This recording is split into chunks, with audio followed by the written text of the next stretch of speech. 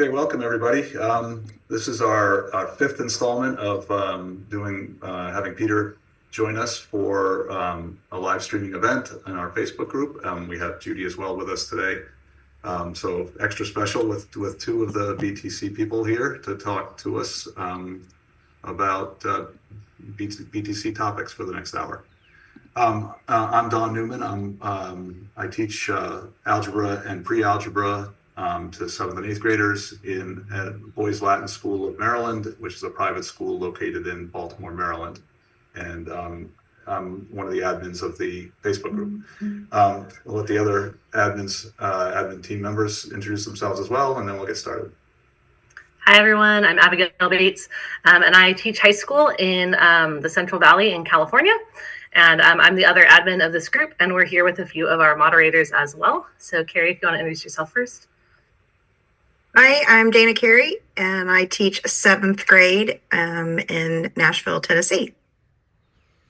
Hi, I'm Monica Harrell. I am from north of Houston, about an hour and a half north, and I teach middle school science. And everyone, I'm sure, knows Peter and Judy, but if you would mind introducing yourselves as well, and then we can get started with the questions. Certainly. So I'm actually going to introduce Judy. So I suspect that many of you know Judy, and I see Norma in here, and Norma certainly knows Judy. Judy is a professor at the University of Fraser Valley, which is just east of where I am a professor. Judy and I have worked together for well over a decade, and both at the university level, in the professional level. And Judy has probably been to more workshops, BTC workshops, than any human alive. And she's been in classrooms with me numerous times. For those of you who are really refined consumers of BTC, will recognize Judy from some of the very earliest webinars that we did with Making Math Moments in year 1 and year 2 that I was on at that conference. Judy and I co-presented together. And you will also find, if you've been combing the literature for articles on BTC, you'll see that Judy and I have co-authored together in the past as well. So Judy is probably the person who knows more about BTC on this planet than pretty much anybody else. Well, thank you, Peter, for that kind introduction. I don't know if you yourself needs much of an introduction, given everything you do for this community. But I just want to acknowledge that you are a professor at Simon Fraser University, and Peter has shaken up the world, as you know, published a couple books, and made a huge influence on classrooms. And I think the most important thing to say is that at the heart of everything Peter does is a deep concern for students' thinking, engagement, understanding, and well-being. All right. So I'm looking forward to yet another conversation with Judy. Yes, so we're excited to have you guys both with us tonight. So today's webinar has a focus of thin slicing and thick slicing. But before we get to that, could you kind of talk a little bit about just choosing and designing good tasks? There have been lots of good math tasks around for a really long time. And so what makes a good task? So, this is something that Judy and I talk about often, right? Like, I should have said in the introduction that Judy is my thought partner. Whenever there's something that I need to work through in my mind, Judy is the one I bounce ideas off of. And Judy and I have spent ample time talking about this. And one of the things that we can say about a good task is that a good task is it's inert, right? Like, it's not a good task on its own. It's how that task intersects with a student in their learning and at the right time. But if we're talking about how a task intersects with a learner, then we have to talk both about the task and about the learner, right? Like a good task, and we can talk about it in classic ways, low floor, high ceiling. But when we're talking about the learner, we're talking about, like, in an ideal situation, this learner is coming to it with interest and perseverance, a growth mindset. They have productive struggle. They have all these qualities about themselves that makes it better for mathematics. But that's sort of an ideal circumstance, right? Like, we can't bring a task into a classroom and have it intersect perfectly with all 30 students in exactly that way, because we have one task and 30 students, so it's going to intersect with students in different ways.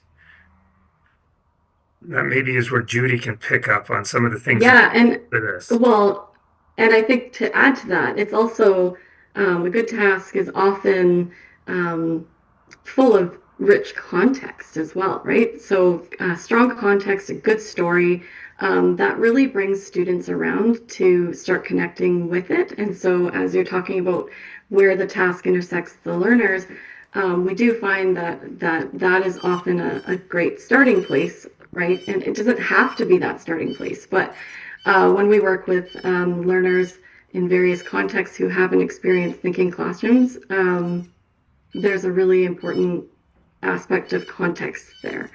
And that can compensate for things like the challenges of if they're not quite persevering enough, or if they're not having all that patience.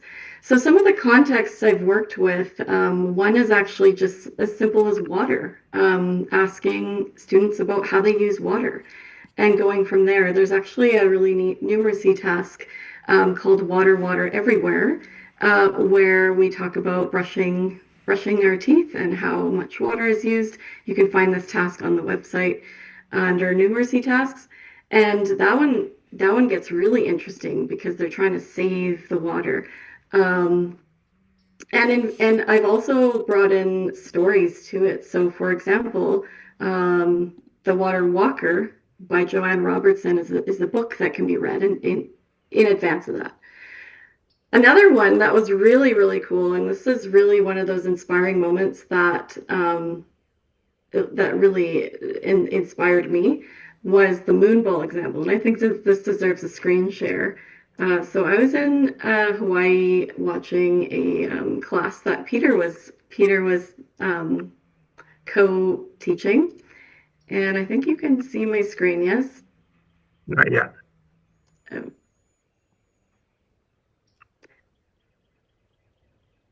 I knew this would happen. Okay, there's just too many tabs here. Okay, I think you can see it now. So the moonball, and this was interesting because the group of teachers came and Peter's working with them, and they're like, okay, we just want to do this word problem about multiplying and adding. And Peter's like, wait, hold on, we can't just give students a word problem on paper. And in fact, a little bit more context to that first. Sure. Yeah. So I was going to co-teach with this teacher. I think he was grade 4. 4, yeah. And he said, I want to work on word problems, 2-step word problems. So multiplying and adding, or dividing and subtracting, like those types of things. And he sent me the stuff out of his textbook, and it was just word problem after word problem after word problem. And it was like my eyeballs were rotting out just reading all of these different word problems, and he wanted to do all of these. And I thought, this is not going to engage the students. Plus, if there's any challenges with reading comprehension in this class, this is going to be challenging. So I was sort of challenged by this idea of how can I meet the desires of this teacher who wants to do word problems, and yet come up with something that has engaging context, engaging story, can compensate for so many things in this classroom, like the fact that there may not be great reading comprehension, there may not be a lot of perseverance, patience, the students may not have an inherent interest in mathematics, there may be social, emotional things going on, there could be just social interaction dynamics going on. I've never been in this classroom before. So how do we bring word problems into that context? Yeah. And so this is how it went. Peter brought them around and he said, I have a side business of selling these moonballs. And all the kids knew exactly what these were. I think you showed them a picture on your phone and they just went wild. They're just like, moonballs, we know what these are. They're super bouncy. And it just really connected with the kids. And the first question I think you said was like, I have 132 moon balls, and I actually have the sequence here.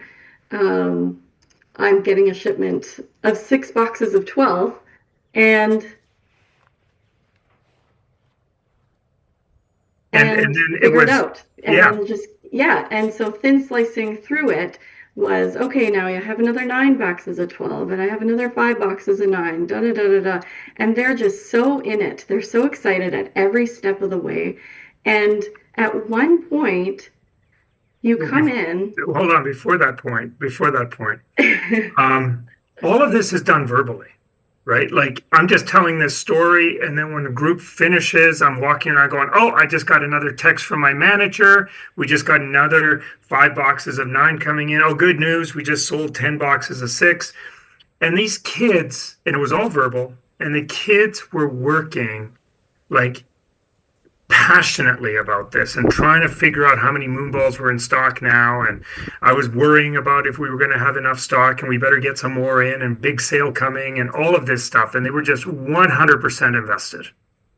Well, and meanwhile, they're just doing all of this math on their boards, right? Like they're just going a lot. And so then this was the moment that really caught my eye was when you come along, and at one point you hand them the slip of paper where you switched context to these were the questions that the teacher wanted to get to. And these are not all coming at once, of course.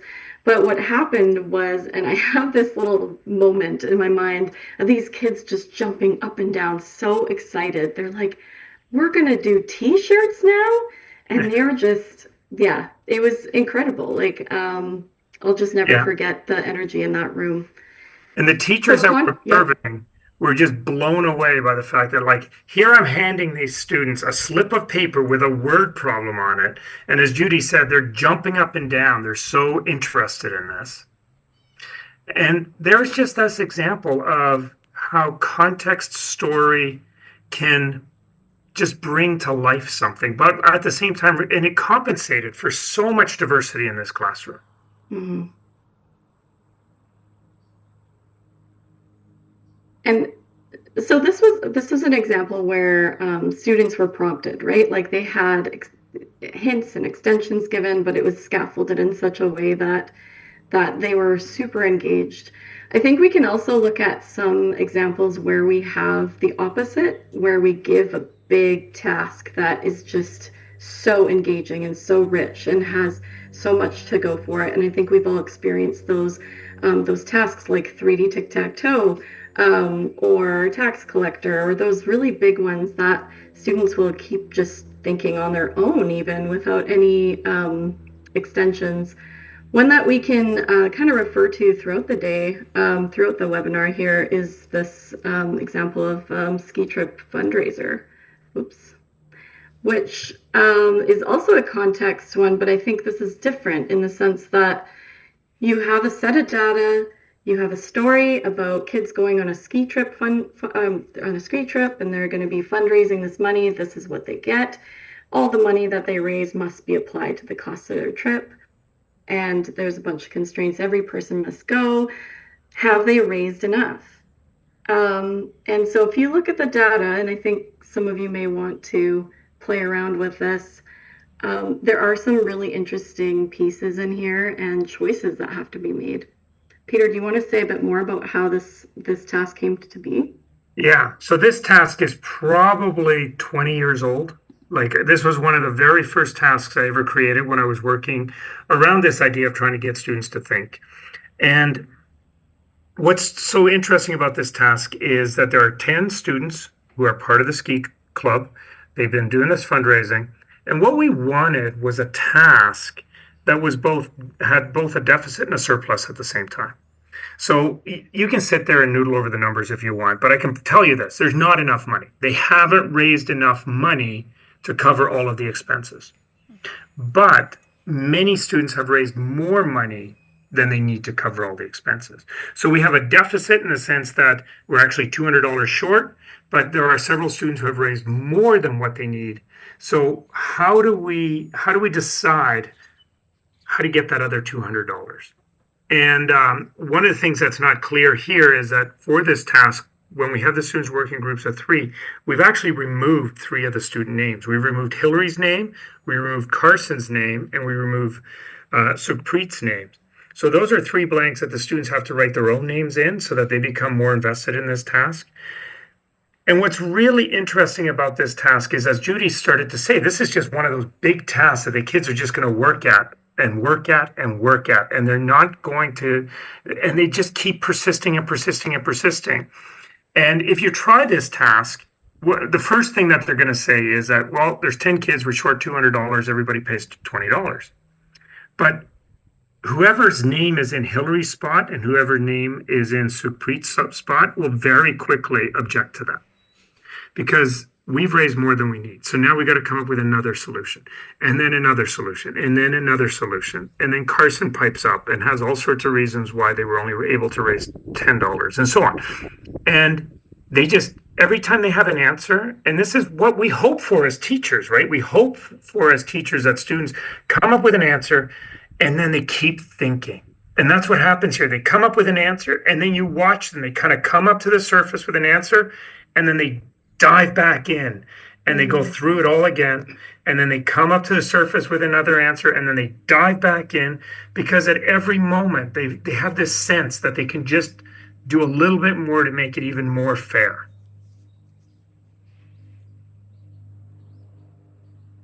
Yeah, I recently used this also with a bunch of teachers, and what was interesting was it actually unlocked a lot of different contexts that they thought they could play around with. And so, for example, one of their communities is having a boil water only restriction, and so they started brainstorming and generating new tasks that are relevant to the students' lives.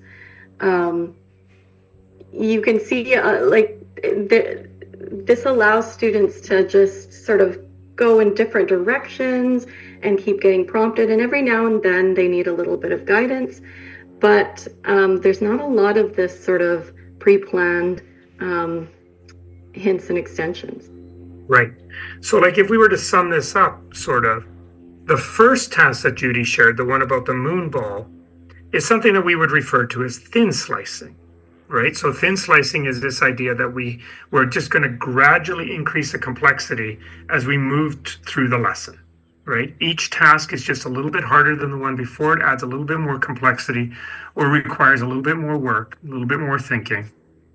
Whereas this one is considered a thick slicing task. It's kind of like one big task, and then the students work at it.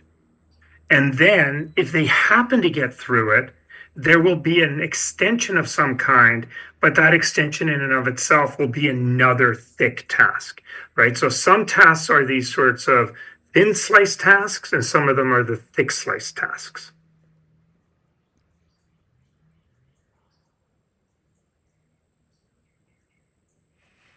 So it sounds like we need to talk more about thin slicing and thick slicing, because we have a lot of terminology here. Those of you familiar with the green book and the orange book have heard of this, but as I work with, I work with teacher candidates a lot, as well as all sorts of groups of teachers. But my teacher candidates always find it a little bit tricky to understand, and so I think it's a good place to acknowledge this sort of slicing and what is meant by it. So it originates from the theory of flow, and so if you've seen these diagrams in the book, we can talk about it that way. So, and Peter, go ahead. Yeah. So it comes from, like, one of the things that was happening here with building thinking classrooms was what I call results first research. And what that meant was I was looking for reproducible results. Like, what are things we can do in the classroom that will always produce this positive effect? And I was just cycling through that over and over and over again until what would emerge was a practice that pretty much any teacher in any context can pick up and have effect with. But then once that practice had sort of emerged as effective, it was now trying to figure out what explains it. Like, what is the theory that is going to explain why this is working? And one of the practices that we were finding working really, really well was this notion of hints and extensions. That and the way we sequence tasks, that when we had a sequence of tasks that was very, very, very gradually changing, that we started to see huge success in the students, right? Now, to be honest, my approach to that was inspired by variation theory. And variation theory says that, which is this idea about students noticing variance. And one of the subtleties about variance is that you can only notice change against a backdrop of something that stays the same. And there's lots more to say about that. But nonetheless, variation theory is a theory that exists within math education that I was using to think about how to design these sequences of tasks. What flow was giving me was an opportunity to explain why these tasks designed by variation theory was having such a big impact on student engagement. And flow is sort of explained by Csikszentmihalyi as this idea that when we have a perfect balance between the ability of the doer and the challenge of the task, the students will stay in flow. If there's an imbalance, if the challenge is greater than their ability, they'll be frustrated. And if their ability is greater than the challenge, they'll be bored. And there isn't a lot of thinking that's going on when students are frustrated or bored. Thinking happens when that balance is perfect. And Csikszentmihalyi refers to this state as flow. So flow, coupled with variation theory, we can see as this idea that as a student's ability increases, we increase the challenge of the task. And then their ability increases again, and then we increase the challenge of the task.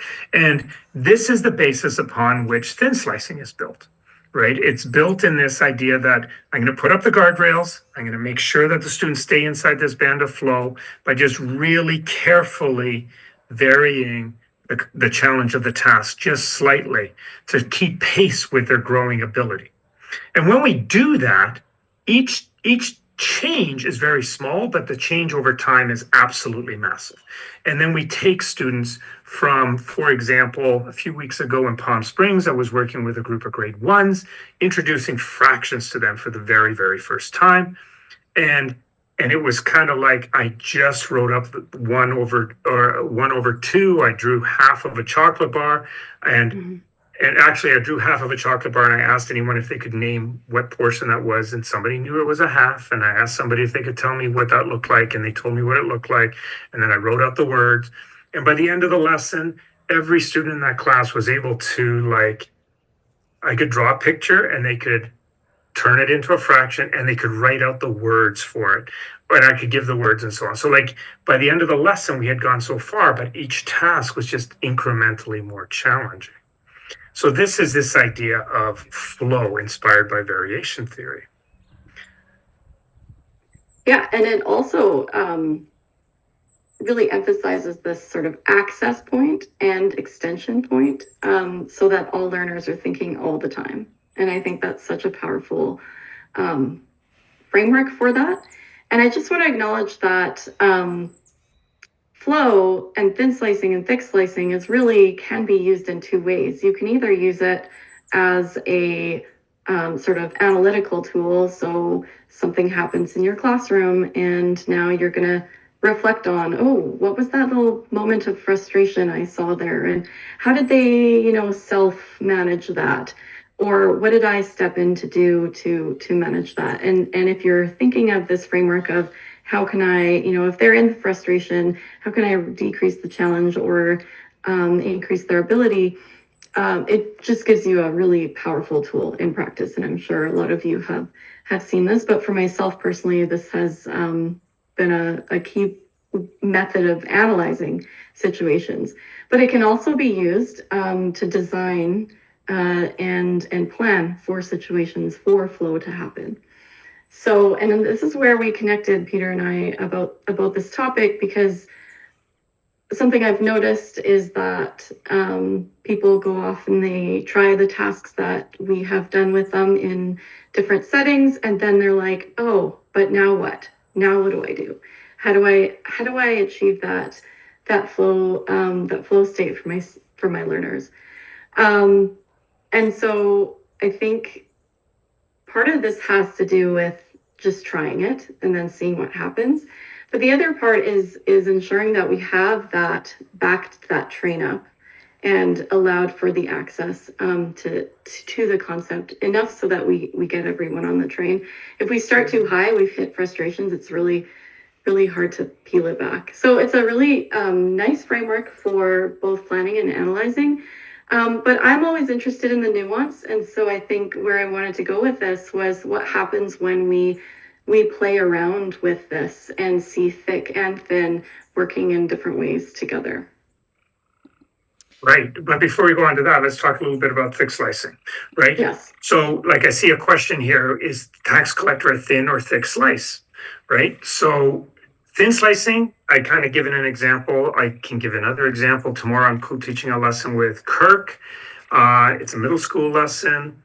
We're going to start with area, right? So we're just starting with the area of a rectangle, and we're literally giving a rectangle that is divided up into 4x3 grid so that students can actually count the squares. And then they're going to get another one, and then they're going to get one without the grids, and then they're going to get another one without the grids, and then they're going to go to compound shapes made up of combinations of rectangles. And then we're going to explore that gradually moving from additive compound shapes, those are the ones where you kind of break it into two rectangles and add them, to subtractive compound shapes. This is where it's actually more efficient to think of it as a big rectangle, subtracting away the piece that's missing.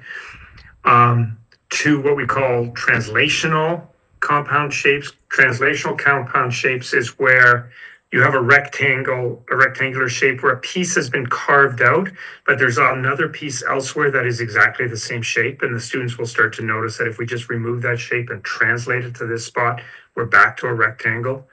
And that translational compound shape becomes really important because all of a sudden, if we place a parallelogram in front of them, they can figure out what the area of a parallelogram is by doing that translation. Eventually getting to the formula of a parallelogram, and then getting to the idea of the area of a triangle as half of a parallelogram.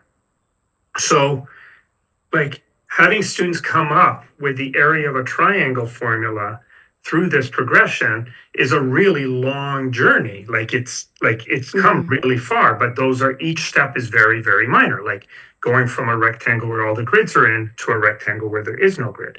Like that's a small step, but we can go really far. So there's an example of thin slicing. So Judy, why don't you give us some examples of thick slicing? Sure, yeah. So with thick slicing, those are those big problems. So big problems where you have something like a 3-act task.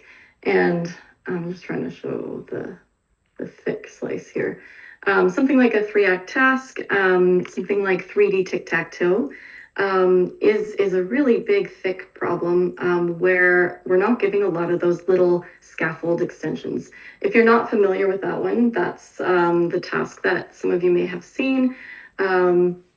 You have a grid of 3D tic-tac-toe and you're trying to play 3D tic-tac-toe with it. So for example, with your X's and O's, and the goal of this is to figure out all the different ways that you can win. So you can think about that if you haven't thought about that. But if you think of the flow diagram, you're basically working within this big thick slice. There's this big example, there's the challenge is kind of progressing you further. And at some point you'll start thinking, okay, do I have the answer or is this right? And you're sort of even autonomously managing yourself within flow. And yeah, it's a big problem. And at some point we can extend it to a 4x4x4, but that comes much later. And so the teacher experience of that is that you're not so much prompting with these little examples like Peter just suggested with the area example, but you are coming in, quite a while in to extend. But there are things we can do, right? But that's an example. I also want to reference like the plethora of resources. So for example, Alicia Burtis has a whole bunch of thinking tasks that her and her team designed, and she has done some wonderful presentations on the big, beautiful problems. you can think of brilliant.org or other places where you find a task that's just so big and thick. So tax collector was like that. Like, what was the story on you finding tax collector, Peter? So, And tax collector is this one. I'll throw yes. it up. So for those of you who are aware of it, there's tax collector. So I first encountered this in the New York Times. There was a column that was published in New York Times that had sort of math puzzles. Dan Finkel was the contributor for this. And this is where it came from. Now, Dan Finkel is not the author of this, but Dan Finkel is, I would say, the one who brought this to life in the 21st century. So he brought this back into our context. And the original problem is it gives this example with 12 and then asks for 48, if I remember correctly. And I thought, okay, this is a challenging task. It's a thick slice. To go from 12 to 48 is maybe too big of a jump. So going from 12 checks to 18 checks to 24 checks is a way of thick slicing this task in ways that is still reasonable. So there's an example, and this is a thick slice task, and it's a thick slice task because, and one of the ways that we can really tell is just how long the students are going to spend on the first task. They can spend 15 minutes on this first task, right? Whereas the thin slice one, that first one about the area, like they can count those 12 squares and be done in 30 seconds or faster, right? Like it's going to take them more time to draw the diagram than it is to actually get the answer. So there is this sort of, the advantage of thin slice is that we're, as Judy said, we're backing the train up, everyone gets on, everyone has early success. This is really important. Mm-hmm. The thick slice task can really frustrate kids because there isn't necessarily that early success, which is why you need that engaging context, that engaging story, which is why, for example, 3-act tasks are so amazing for this. They're thick slice tasks, they bring amazing context, and that context compensates for the frustration that students may face early on. If we think about that flow diagram, the challenge may exceed their ability, but their perseverance is going to keep them in the game because the task is inherently much more engaging and interesting to them. We can actually refer to your paper with Minnie on that, I think, with how students, I'll throw this up here. This is another numeracy task on designing a school, and the students worked on this. And just sort of like they hit frustration and then they would go back in and then they'd cycle in and out of different, and they'd self-extend. And so I think in the paper, you and Minnie map their journey out without, any of that prompting. So I wanted to acknowledge that can happen on its own, and especially with the thick slice. Yeah. And each of these ones, they're increasing the challenge themselves by digging back in. The interesting thing about this task is that we learned that kids have absolutely no idea how big a parking lot is if they don't drive. They think a parking spot is exactly the same size as a car. But I want to come back to something that Soon Lee said here. Soon Lee kind of twigged to something that's really, really important. And this is the difference between divergent and convergent. And I think this is going to lead nicely into sort of some of the way that these things intertwine. So when we have a thin slice task, the kids are pretty much going to end up where we want them, right? They're following this path. They may all be in different places on that path, but it's pretty predictable where they're going to go. They're all going to do more or less the same thing. They're going to think about it more or less the same way. And we're kind of guaranteeing a certain way of thinking. Everything is converging, right? But when we have a divergent task, like, for example, designing the school, every group is going to do it different, right? When we have these thick slicing tasks, the students tend to diverge, which is We're going to see some groups are doing it thinking about one thing, and other groups are thinking about another thing. One group is deciding that the tennis court's going on the roof, another group is deciding that there's underground parking, right? Like, and there's all this variance that comes from the openness of the task, and the task is so open because it's such a thick slice. So Soon-Lee is absolutely right. When we have thin slicing, we tend to get convergence. When we have thick slicing, we tend to get divergence. And that leads to different ways that we would consolidate that lesson. But that's not what we're talking about today. But this idea, this intertwining, becomes important here in some way. Right. And so, oh, sorry, go ahead, Abigail. I was going to ask, Or you've Monica. been talking about thin slicing and thick slicing as though they're different things. But in the Green Book, isn't there a diagram that seems to combine the thin slicing and the thick slicing together? Mm-hmm. Yes. This is exactly where we came to start talking about what happens when they're, both there.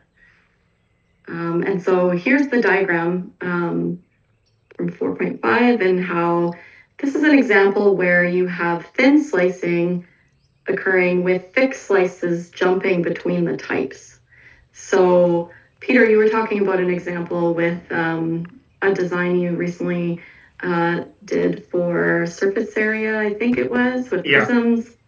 So last week I was working with a middle school teacher, and we were introducing the idea of surface area. And we're starting with surface area of a square-based prism, right? And the kids it's pretty easy for them to understand it if they have an understanding of area to begin with, right? So that's sort of a type 1 task. It's really easy. Then we do one where it's a rectangular base. We do several of these, right? And then all of a sudden we jump now to the surface area of a triangular based prism, or a pentagonal or hexagonal or octagonal based prism.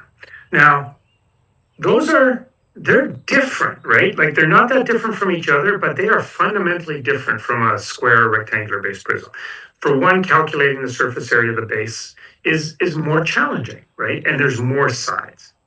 So there just isn't a smooth transition from one to the other. But then we get to the type 3, and now we're going to cylinders, right? So the transition from a prism to a cylinder is a big jump, and there's nothing I can really do to smooth that out, right? Like, it's just going to become a big jump. And this is this idea that we have what we call thick slicing between the thin slices, right? It doesn't matter, like, how careful I am in thin slicing, there's still going to be these big jumps. And that's just unavoidable in some topics, right? It just like completing the square. Like completing the square, right? Like, we can work on completing the square, and for those of you who know what that is, you know that the minute you introduce a leading coefficient, it's fundamentally different. And the minute that second term is odd, it is fundamentally different. It doesn't matter what you do to prepare them. In the previous type, that is a big jump. And whenever we know there's a big jump, that's a time where we're going to have to be ready to give a hint and support. But it's just this idea that no matter how hard we try, thin slicing will sometimes be broken up with thick slices in between. And what are some things you notice, or we notice in the classroom when that hits, right? Like, I'm just trying to think of some scenarios where that's happened, and you're giving that, and it's like, ooh, the energy just falls a little bit. It does. Actually, what you get is a stall. Yeah. Right. So you get a stall. In the sense that it takes longer. You can see that the momentum sort of wanes a little bit. There's a hump that they got to get over. Sometimes they can get over it themselves. The good news about it is that they may have already answered 6 or 7 of the type 1 questions, and they're feeling super positive and really feeling strong, so that when they get that bump, they have that productive struggle mentality, and they kind of get over it. Otherwise, you're going to have to give a hint. You may have to give more than one. You may have to step in and actually help in some more profound way, but you got to get them over that hump. And once you get them over that hump, then it's smooth sailing for the next few again, right? Because now they're just variations on the thing that you just helped them with. So sometimes we anticipate it. We know that there's going to be these big, thick slices between the thin slices. And we're ready for it. We got our hints ready to go. Other times, we thought we had it really smooth, right? Like we thought we had it really nice and smooth. I remember one time I was doing it in calculus, and we were taking derivatives of sine and cosine and all these functions that were combining sine and cosine. And everything was going real smooth until they hit the derivative of sine squared plus cos squared. And I thought this is just a natural extension. They're going to get zero. But everything just ground to a halt. And all of a sudden we'd have three groups standing together, trying to figure out why they're getting zero. They've made a mistake. They're all checking their work and so on and so forth. And we hadn't anticipated the fact that bringing in an identity was necessary for them to understand why this was happening. And it kind of caught us off guard. But in hindsight, we recognize now that there was a thick slice there that we hadn't prepared for. Mm-hmm. So And that again, can happen. what Judy said, Yeah. we can use it to design our tasks, this idea of thin slicing and thick slicing, but we can also use it to analyze what happens in the classroom and when it happens to try to understand it and be more ready for it the next time. Yeah, for sure. And then we have the other option. The other option is now that we have a thick slice, but the thickness is maybe too challenging, and or we want to get some convergence going. And so then we can layer in some thin slices. So I created this other picture. It's a mock-up. You have these thick slices with the thin inside. So let's come back to what 3D tic-tac-toe, right? Like we typically have this as a thick sort of exploratory divergent task where we're going to value different answers and really push for that divergence. And so we're not really giving hints necessarily in the same way that we do when we're giving a hint that pushes everyone towards convergence. So, but let's say for a thought experiment, we actually wanted everyone to get to a certain solution. We wanted everyone to start looking at the top corner, looking to how many ways they can go from that corner for their wins on 3D tic-tac-toe board. Then we would be giving them these little sort of thin slices within that, and in turn, we'd be getting a more convergent consolidation. This can also happen, like if we're all familiar with the tax collector, as soon as we start bringing in that table, the organizing table, or different sort of visuals that help structure their thinking, we're actually layering those thin slices within the thick slices to then push them in a certain direction. Right. So when we call this thin slicing inside of thick slices, right? And it's got sort of the good and the evil to it. Okay. So the good is, let's say a group is stuck, right? So now it's a thick slice. They're really stuck on 3D tic-tac-toe or tax collector, and we need to support them. So now we thin slice within it. Right. And the thin slice might be things like, well, let's try what if there was only 6 checks, or let's try a smaller number, or let's add this constraint so to make it a little bit easier. Or how about if you just start at this point and count how many wins there are from here? Or let me give you a model. Let me give you some sort of manipulator that's going to help you. Right. And we're doing this. And that's the good of it. Right. Like somehow the complexity of this task is exceeding the abilities of the students to the point where they're just frustrated beyond belief. Right. And we're going to thin slice for the purpose of keeping them engaged.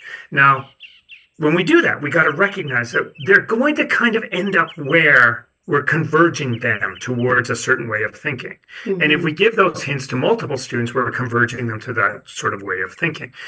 And that's not necessarily a bad thing. But let's say we bring in a really rich task, and I really want everybody in the class to get to a 2-step algebraic expression, right? Like that's what I want everyone, because that's my learning standard. My standard is that we got to get to two-step equations, and I want everybody to turn this rich task into a two-step equation written in the formal way, and so that we can solve it algebraically. But the reality is, if I leave everyone to do it, they're going to do it in all different ways. Some are going to do it numerically. Some may set up a t-chart. Some may just guess and check. Others are going to maybe scale it down, scale it up. They're going to come up with something else that's really interesting, and I'm just sheepdogging way too much to try to get them to hit that standard. And as I'm doing that, I might be actually sucking the richness out of the task, right? In my effort to take what is inherently a divergent task and making it convergent. And again, that could be good or bad. It could be good in the sense that, yes, we hit that standard. It could be bad that the students are sensing that I'm just pushing too hard. Yeah. I think we had another example, like 12.5% of 48, right? Like that's a big, thick sort of slice if they haven't learned anything about percentages. And if you have to learn a little bit. Yeah. But if they don't have a calculator, that is a big task, and there's lots of ways that they can approach it. But if I start going things like, well, what's 10%? What's 5%? What's 2.5%? Right? Like I'm sort of forcing a certain trajectory here that is going to get everyone sort of thinking about it exactly the same way. Yeah.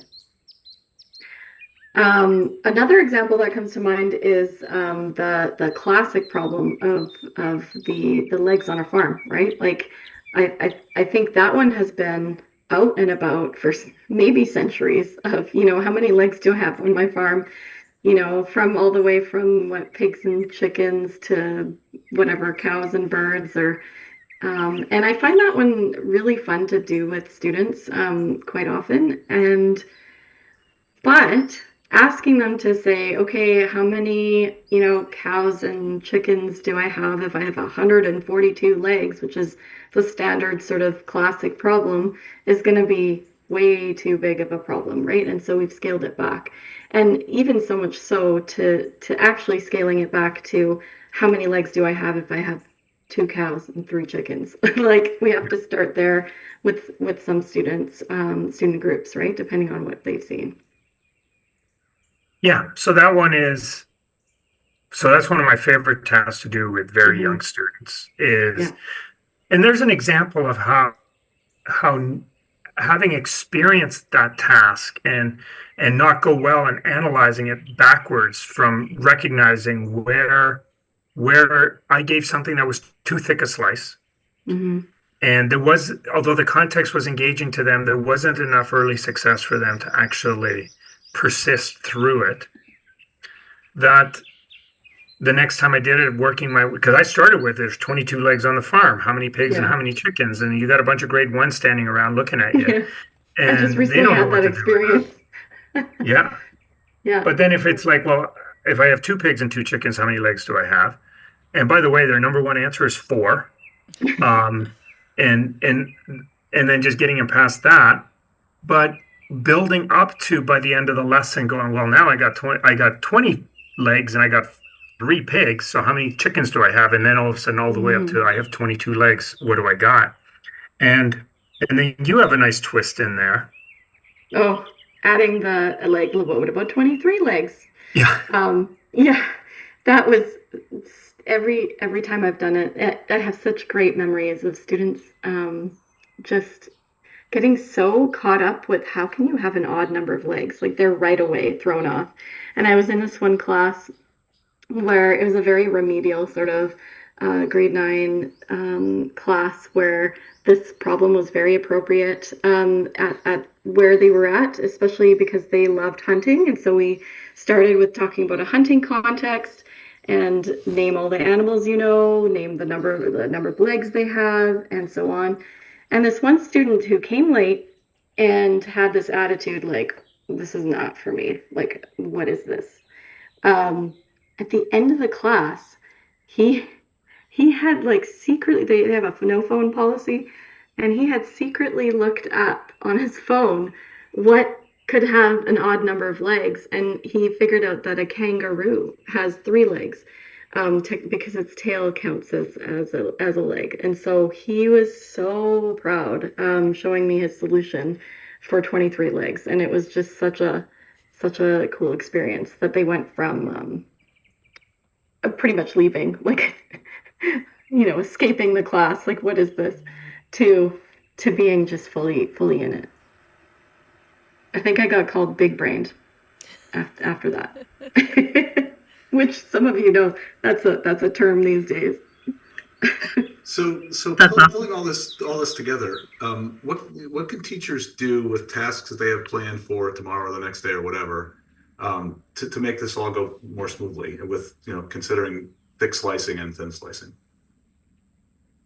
Yeah, so I mean, I think one thing I definitely want to acknowledge here is that this is a theoretical sort of perspective, and theories are very powerful, as I mentioned, for analyzing. So I think one thing I would say as advice is just try something out, and then maybe have this in the back of your mind as an analytical tool to say, oh, what happened there? Can I sort of learn from this experience?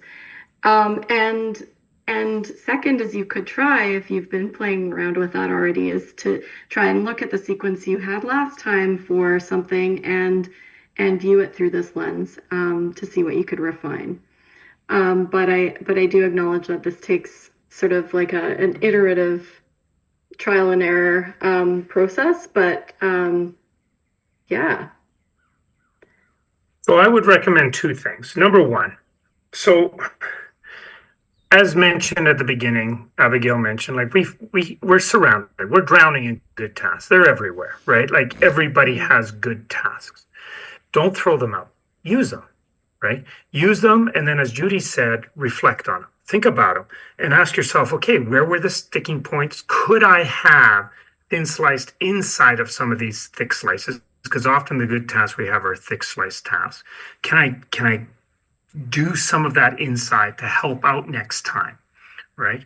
Or my other thing is, one of my favorite activities to do with teachers is, because there's this mystique around thin slicing, right? And I find thin slicing so powerful. And yet there's this, oh, I can't design these tasks and so on. You don't need to. They're already there. They're in your textbook, right? Just shake your textbook up and dump out 40 tasks from the next chapter you're doing, right? And then just start arranging them into, these are my mild ones or type ones, these are my type twos or my medium ones, these are my spicy ones, those are your type threes. And then go back to that type one or mild pile and start sorting them from, the easiest to the hardest. And then, oh, well, these ones are all the same. And that's so I can remove some. And maybe you want some redundancy. Maybe you want two that are similar in a row so the students can build up their confidence and their competency. And then go to the medium pile and start arranging that. And then go to the spicy pile and start arranging that. And now all of a sudden you have a thin sliced lesson, right? And we don't know if you're going to get through it all, but you're going to get through something. And one of the things that I have found is that when we do that, I do this collaboratively with teachers all the time. I'll be doing that tomorrow with a teacher, right? When we do that, what happens is that we reflect on the lesson differently. If we just lift the lesson out of our textbook and then implement it, we got no skin in the game, right? Like, why would I reflect on it? What is there to think about? And because I just did what the recipe book required, and the recipe, good or bad, I'm just going to follow the same recipe next year, right? Or next lesson.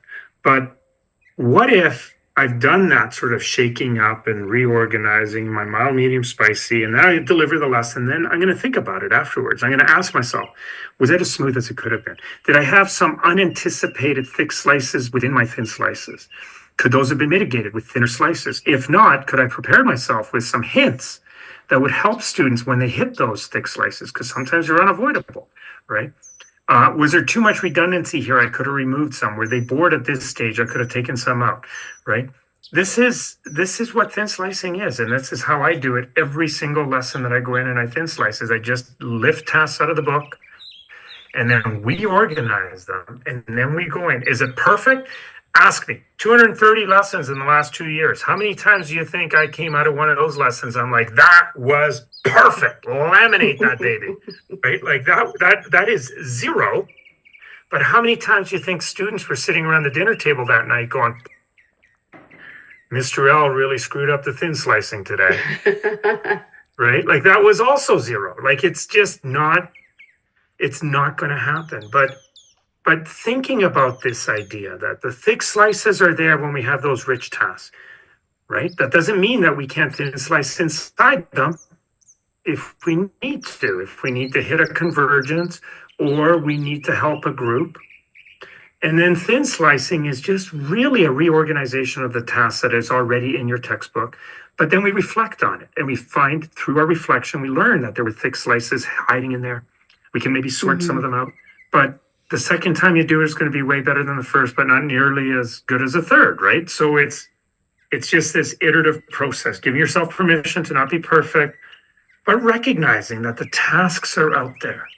And if you can build some interesting context and story around it, that would be great. It compensates for a lot. If you can't, nothing compensates as well as early success.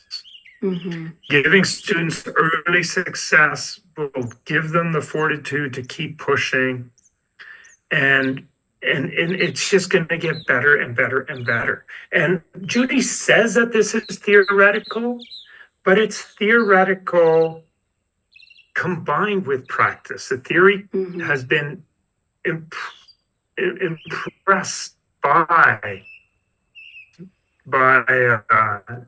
real practice, and it presses on real practice. Yes. And I just want to link to a conversation on Facebook recently. I think Dawn would be able to reply to about this at some point. But there was a conversation around how when we're thin slicing, and I know thin slicing is often a very desirable sort of thing because it's so similar to a textbook. But I want to emphasize that reorganization, because we don't actually want to just put a textbook content or worksheet content out and say, oh, we're doing building thinking classrooms and having just the problems there. Like that could be a start, but how do we rearrange them so that there is a progression where students learn from each step, and you don't have to have all that pre-learning before, right? Which is what the textbook assumes. So. Right. The textbook and worksheets tend to assume that like the tasks are designed for practice. Yeah. Practice after teaching, right? So thin slicing is a different experience, but the tasks are there. We just have to sequence them a little bit. We just have to rearrange them. Yeah. So Yeah. I'm sorry. We have summer sessions, we've had those last few summers, and the thin slicing is always a popular topic that teachers want to know more about. And I really think this session is going to help them a whole lot. But are there any other nuggets that you might have in your pocket there that you can throw out that will encourage doing the thin or thick slicing, or what might help us to do that better that you maybe just haven't kind of hit on yet? I'll give 2. One, and I think Judy has some too. One is you can never start too easy. The first task can, like when we're thin slicing, that first task can never be too easy, because the biggest consequence is that the kids get through it quickly and they feel confident, right? And then you just got to get them on to the next task quickly. So when in doubt, go easier than you expected, right? Like it's not going to hurt. The second one is you always have to have an extension. Right? It doesn't matter how good your rich task is. So now we're talking about thick slicing. You come in there with an open middle. You come in there with a 3-act task.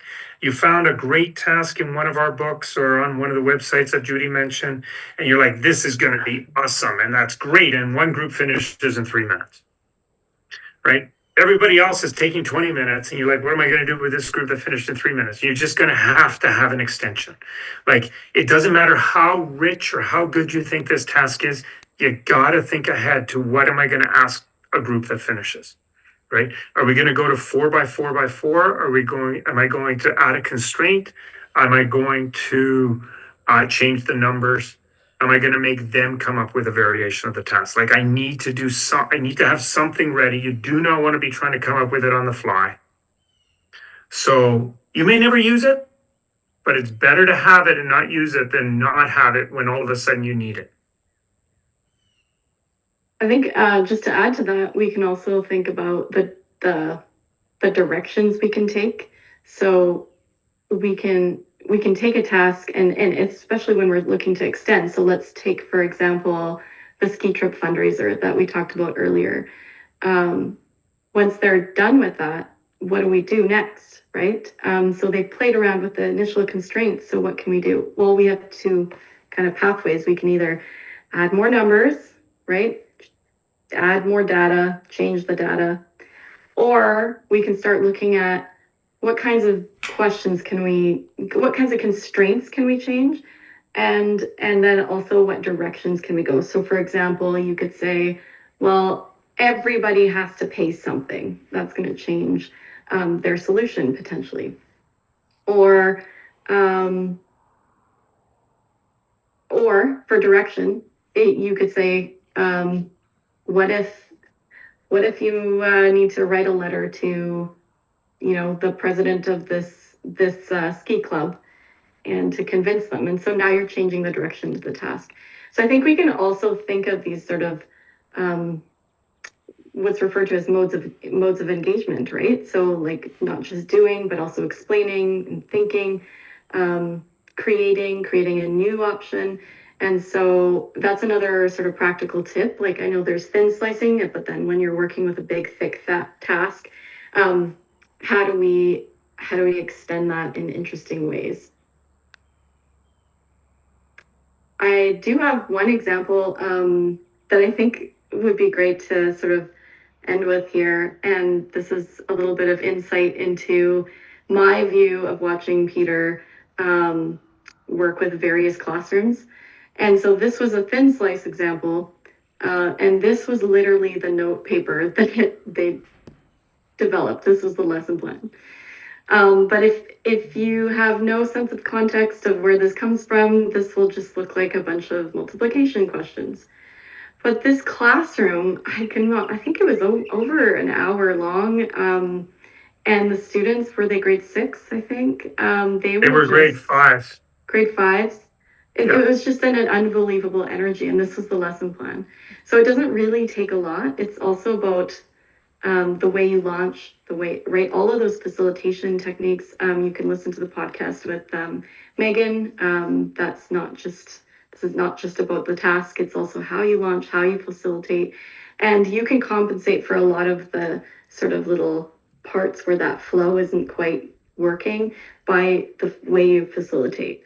So this one you had a very quick launch with area model for multiplication, and this was the lesson plan. Just here's Peter in action, right? Everyone's just super engaged. Here's Peter running around. You can see he's blurred because he's running. And consolidation, very engaging. Meaningful notes. And the last picture here is 3:00 on I think it was a Friday. I'm not lying about this. I think it was at 3:00 on a Friday. And this one student would not get up. Like everybody's packing up and he just wants to finish his mild, medium, spicy. And that's really just so inspiring for education. So I wanted to end with that because I think it was such a powerful moment. Well, I'm glad you caught those photos. That was a powerful day, and you got to send me that photo because I lost that lesson plan. That's the one I want to laminate. That was the one. Okay. The lesson plan? Yeah. All right, you got it. Well, Peter and Judy, thanks so much for spending this time with us again. We're so appreciative, and I think there's just a lot of teachers that are going to learn a lot of things by doing this. And what I find so interesting with BTC is that there's thinking tasks for the teachers too. You spend a lot of time thinking about how this is going to work, not just throwing something out there. So I think that in large part was some of the message that you just shared with us, as part of the big picture. So again, thank you so much for doing this today and for the other times that you've shared your time with us as well. Thank you. Thanks for Thanks having us. everybody for joining us on a Sunday, and thanks again for the Facebook moderators and administrators for hosting us. And all the work you do to manage the group. Thank you again so much, and we hope to do this again sometime. Sounds good. Been such Yeah, a thank nice you guys. before, so thanks so much.